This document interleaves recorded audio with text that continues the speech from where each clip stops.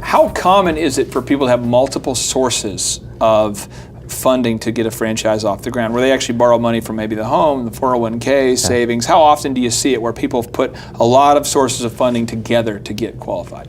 It's fairly common. I'd say about 25% of the time. Okay. We've had clients that have used 4 or 5 different funding sources to make their dream come true. And if you're watching this and you're going, that sounds crazy, I want to give you an example. Sam Walton has a book called Made in America, which is his autobiography. And he explains that at one point, there wasn't any bank in Arkansas that he knew of that he did not owe a significant amount of money to, because he was hell-bent on growing Walmart to become the most successful retailer out there.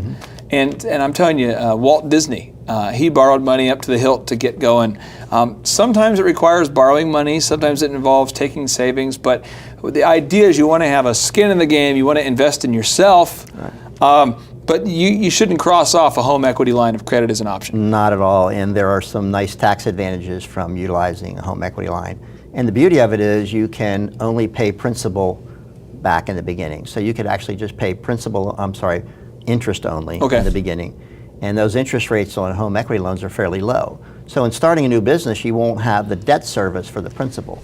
You'll just have the interest payments. Why is it that most people are more likely to pull out money out of a home equity line to redecorate their bathroom, or to remodel their deck, or to install a pool than they would be to start a business? I mean, I see people that pull money out of their home to install a pool in their backyard. Sure. And they have no issue with that. In their mind, it's like, well, we're putting a pool, there's no risk there, or to borrow money to get a car. Absolutely. But when it comes to taking a home equity line of credit to start a business, why are people so scared about that? Well, because the banks have realized how to motivate people to use that money for the things that they're more emotionally connected to. You rarely ever see a bank advertising to use your home equity to start a business, even though it has the highest return. Okay. So it's basically the bank's marketing to the consumers around that.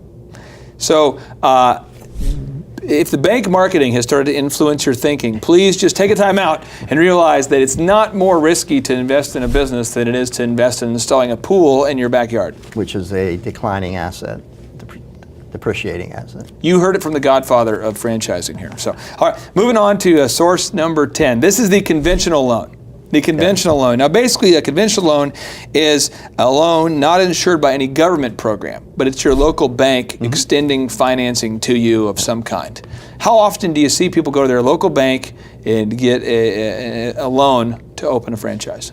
Well, we just unfortunately came through a difficult period where banks weren't lending money for anything. Okay. And they really pulled back because they got themselves into some challenges again. That's shifted back 180 degrees in the opposite direction now. Banks realize that if they don't get the money into play, they're not going to make money.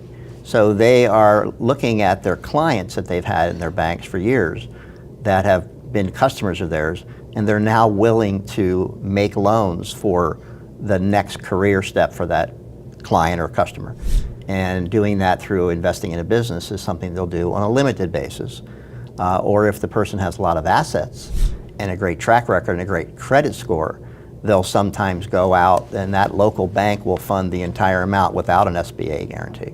Now, I realized that I was born in 1980, and in the 90s you were doing franchising, in the 2000s you're doing franchising, and now that we're in 2014, you're still doing franchising. Right. You've probably seen a few cycles. Oh, yes. I mean, you've seen where the banks didn't lend, and the banks lend a lot, and the banks didn't lend. Right.